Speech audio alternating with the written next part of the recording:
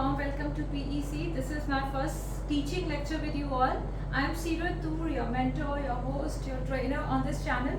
Like I said, we will be taking up English language very seriously, and I will be covering the language from the elementary to the advanced level, so that you are well equipped with the grammar knowledge, with your vocabulary, with your pronunciations, with your sentence formations, and with ideas, and of course with confidence, so that you cannot be left out in any important setting, meeting, or even in any personal space, right?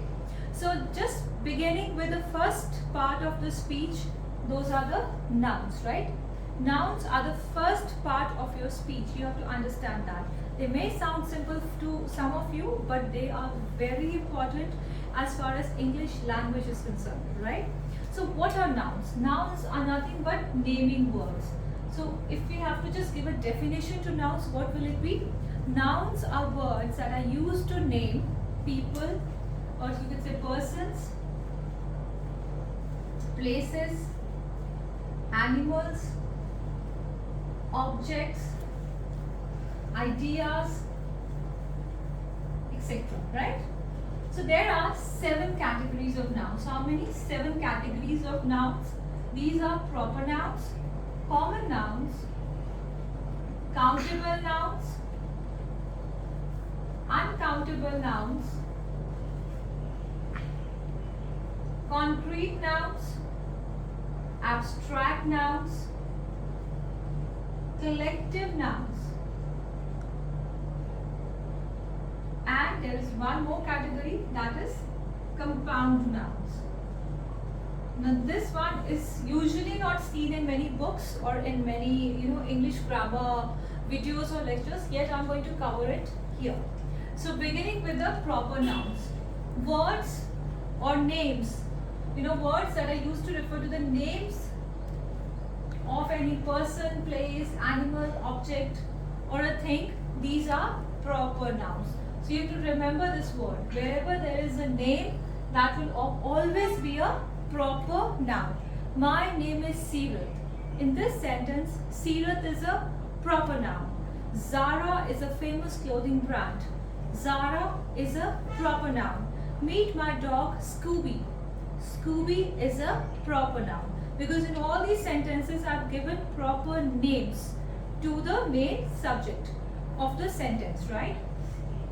So you have to remember one more thing about proper nouns, that is, these nouns are always capitalized in a sentence.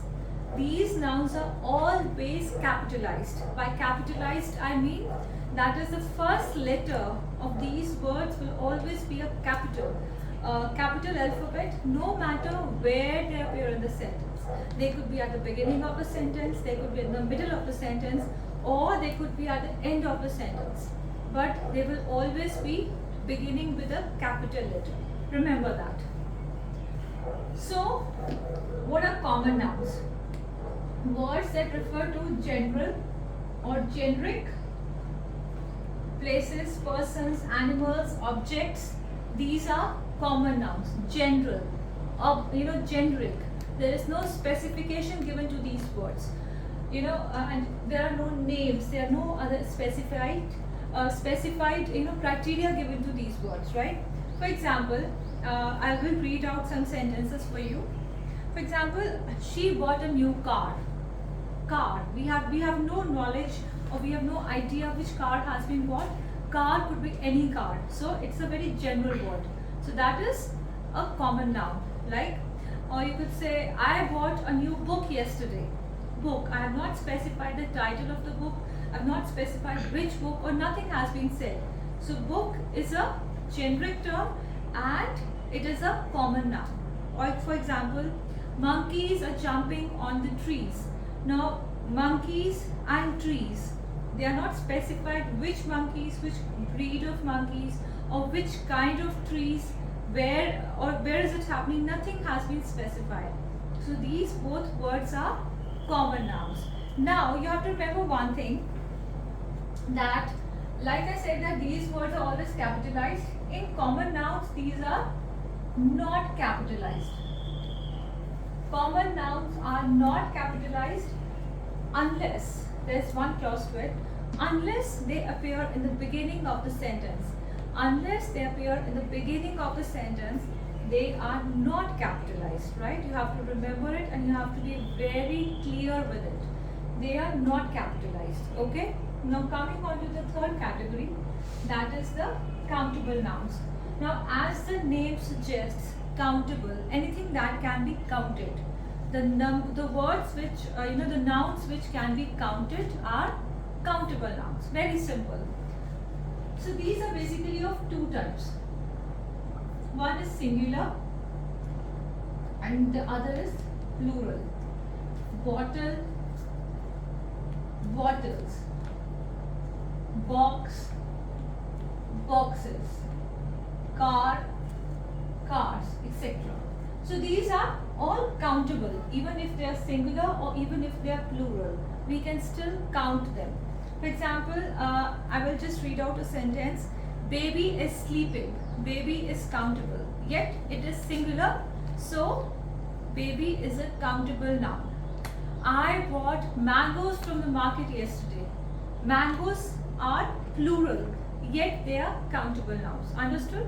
So these are those nouns which are countable, which can be counted, right? Likewise, we have uncountable nouns. So what will be uncountable nouns? As the name suggests, those words which cannot be counted. Those nouns which cannot be counted. Like we have rice, then we have news, then we have sugar, salt, milk, etc. All these words are there, but they cannot be counted. So these are uncountable nouns. These are uncountable nouns. You have to be very clear with this. For example, there's a sentence, there is no more water in the pond. There is no more water in the pond. So water is an uncountable noun. Likewise, if I say, it is important to get rid of the garbage. It is important to get rid of the garbage. Garbage is an uncountable noun, right? So you should take care of your luggage while traveling. This is the third sentence. You should take care of the luggage while traveling. So what is luggage? Luggage is an uncountable noun. We might count the pieces of luggage, but luggage, when we consider it in toto, it is an uncountable noun, right?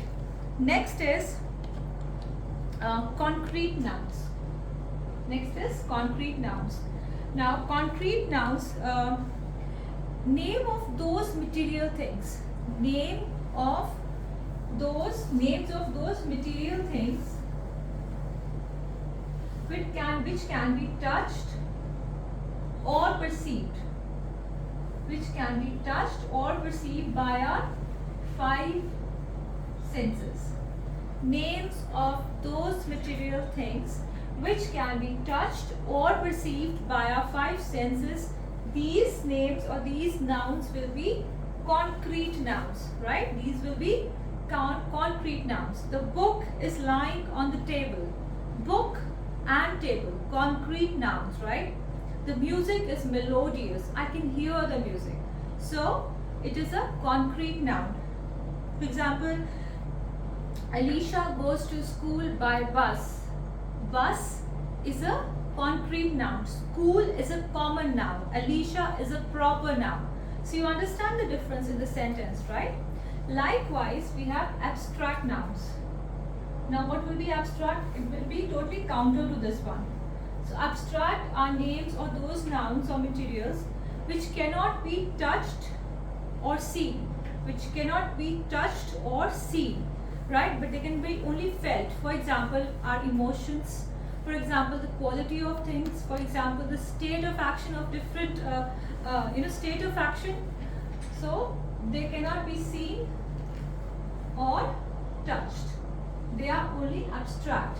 For example, we have love, we have kindness, we have wisdom, etc. Now all these cannot be seen They cannot be touched. They can be only felt by a heart. They can be only felt by intelligence.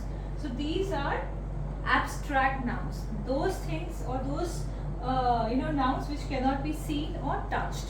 Clear? For example, if I read out a few sentences, love is a very strong emotion. So which is the noun? Love. What kind of noun is it? It is an abstract noun. Why? Because it cannot be seen, it cannot be touched, yet it can be just felt. Or if I just say, yes, honesty is the best policy. We have heard that very often. No, honesty cannot be touched. It can be just perceived or seen. So honesty is an abstract noun, right? My dog is happy to see his newborn. To see its newborn, right? So happy is an emotion, right? Happy is an emotion, so it is an abstract noun, right? So coming to collective nouns. So collective nouns are those group of words, or refers to those nouns which refer to a group of animals, places, or things when they are considered in as a one whole. When they are considered as a one whole category, they are referred to as collective nouns. For example, there could be a collection of persons, there could be a collection of animals, there could be a collection of things. Collective nouns, firstly they have to be nouns, secondly they have to be collective, collection of these things. Whenever there is a collection of people or collection of certain things or categories, they refer to as collective nouns, right? For example, I read out a few collective nouns for you, and I will be covering it in a separate, maybe a short or a video, right? For example, there's a herd of cattle. Herd is a collective noun. For example, there's a school of fish. School is a collective noun. A pride of lions. Pride is a collective noun. A panel of experts. Panel is a collective noun. For example, a litter of kittens. A litter is a collective noun. So all these refer to a collection of people, a team of players. Team is a collective noun. So these words refer to a collection of things or place, or you could say animals or people. So they are collective nouns, right? So coming to the last, so they refer to collection of people, places, animals, objects. Now coming to compound nouns. Compound nouns are those nouns which are formed from two separate words, right? For example, two or more, even more, two or more words. When two or more words come together to form a proper noun, a proper word, they are known as compound nouns. For example, airline. Air and line. They are both separate words, but they have come together to form one word, right? Airline. So then we have notebook. Book, note and book. They are two separate words. They have come together to form one noun. Notebook. Likewise, we have sunset. Two separate words and come together to form one word, right? Like we have seafood, right? So they are compound nouns. Now compound nouns, they have three categories, right? One are closed, one is closed, second is hyphenated, and third is open. These are all examples of closed compound nouns. इनमें कोई hyphen नहीं है, there's no hyphen in between, and they refer to one particular word. And now coming to hyphenated words, like we have merry go round. This is one noun, but this comes with few hyphens in between three proper words. So this is a hyphenated compound noun. Like we have, for example, father-in-law. Again, three words, collection of three words joined by hyphens, and yet they form one noun. So this is another example of hyphenated compound nouns. compound nouns will be swimming pool. They're two words, they are not joined by hyphens or anything, yet they form one noun. Swimming pool, movie hall. Another open compound noun. So with this, our entire topic on nouns has been covered. If you have any doubt, if you have any question, or if you have any suggestion, please leave them in the comment section below. And also, if you want me to make any videos on any topics that you would want me to cover before I take on the usual course, you can also give that in comments, and I will definitely work on it. And also, please practice and revise whatever we have done. Practice is the key. Do not forget it, right? And please do remember to subscribe for the channel and to like and click on that bell icon that is next to the subscribe. Thank you so much for watching.